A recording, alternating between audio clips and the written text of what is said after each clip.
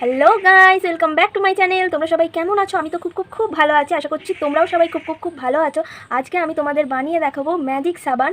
সেই সাবানটা কিভাবে বানাতে হয় সেটা আমি তোমাদের পুরো ভিডিওতে দেখিয়ে দেবো।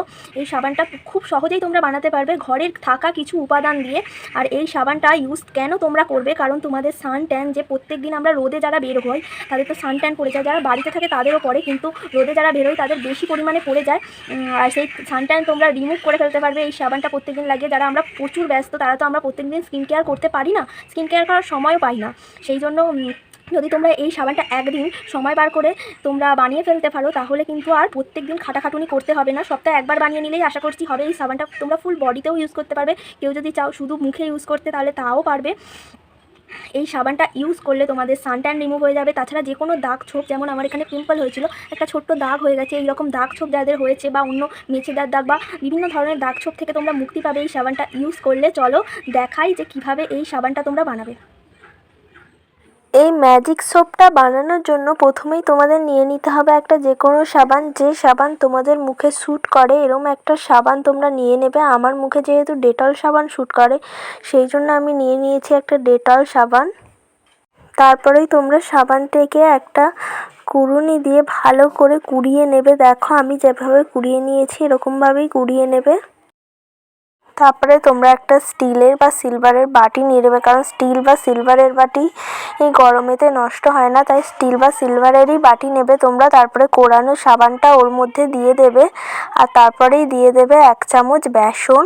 তোমরা তো জানোই বেসনের কত উপকারিতা, স্কিনের জন্য বেসন কতটা ভালো, সেটা তো আর আমাকে আলাদা করে বলে দিতে হবে না।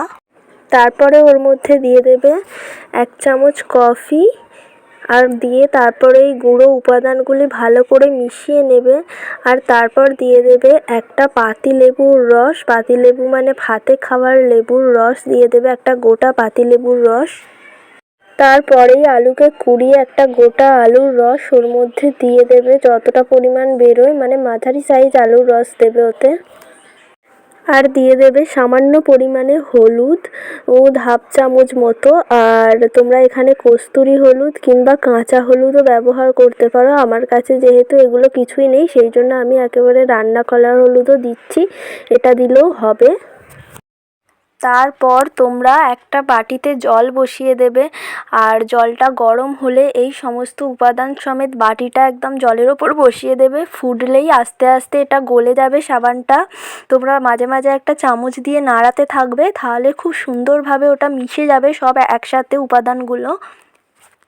এই যে দেখো আমার এখানে সব উপাদানটা গলে গেছে আর সব মিশিয়ে দিয়েছি আমি ভালো করে চামচ দিয়ে, দেখতেই পাচ্ছ এটা হয়ে গেছে। এবার আমি এটাকে নামিয়ে নেব।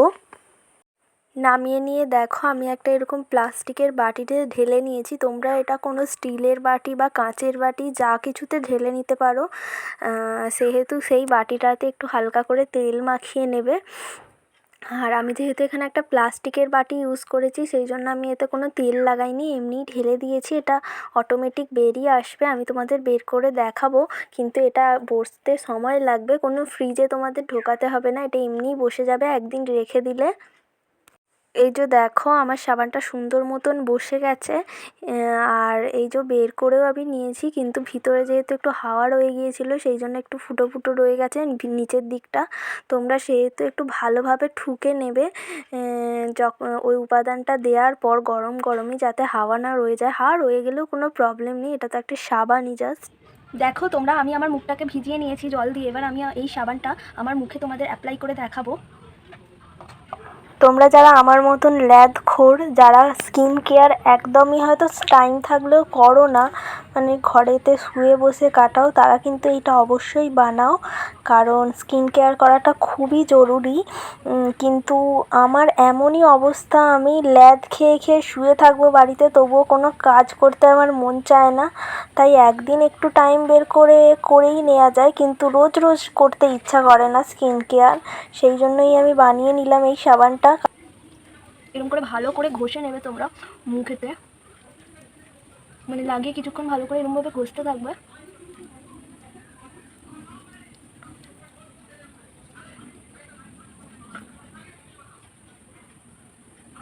তাতে তোমাদের যে ট্যান আছে বা কালো দাগছোপ আছে সেটা রিমুভ হয়ে যাবে। আমারও এই গরমে রোজ রোজ মানে কলেজ যাওয়ার ফলে প্রচণ্ড ট্যান পড়ে গেছে স্কিনে।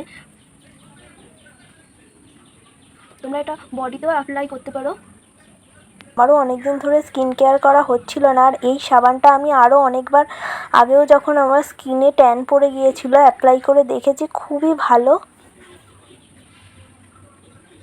এই সাবানটাতে বেশি ফেনা হবে না, কারণ কি এটা অনেক উপাদান দিয়ে বানানো তো, এগুলোতে একটু এরকম হালকা হালকাই ফেনা হবে, তাতে কোনো প্রবলেম নেই। এতে অনেক ভালো ভালো জিনিস দেওয়া আছে যেগুলো তোমার স্কিনের পক্ষে অনেকই ভালো। দেখো এবার আমি মুছে নিচ্ছি, একটা রুমালকে ভিজিয়ে এনেছি, মুছে নিয়ে তোমাদের দেখাচ্ছি। রুমাল দিয়ে ভালোভাবে হচ্ছে না, তোমরা কিন্তু ধুয়ে নেবে।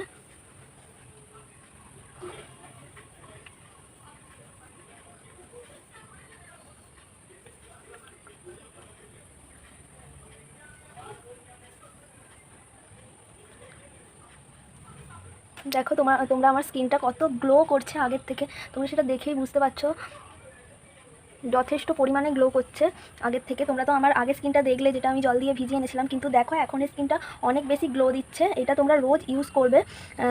আর যারা ব্যস্ত ধরো, তাদের তো স্কিন কেয়ার করার তোমরা সময়ই পাও না, যেমন আমিও ব্যস্ত, রোজ কলেজ যেতে হয়, স্কিন কেয়ার করার মতন একদমই সময় পাই না। সেই জন্য এই সহজ পদ্ধতি তোমরা একদিন বানিয়ে রোজ রোজ ইউজ করতে পারবে, আর তোমাদের স্কিনটা কত গ্লোও করবে। আমি একবার লাগালাম তাতেই কত গ্লো করছে, আরও কিছুবার লাগালে আমার যে স্কিনে যে পিম্পল হয়েছিল, দাগ হয়ে গেছে, এগুলো উঠে যাবে ভালো মতন। আশা করছি তোমাদের এটা খুবই উপকারী হবে।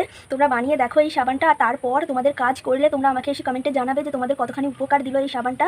চলো ভিডিওটা এই পর্যন্তই। ভিডিওটা যদি ভালো লাগে তাহলে like, comment, share and subscribe করে দাও চ্যানেলটাকে। আর যারা ফেসবুক থেকে দেখছো তারা আমার পেজটাকে ফলো করে দাও। টাটা।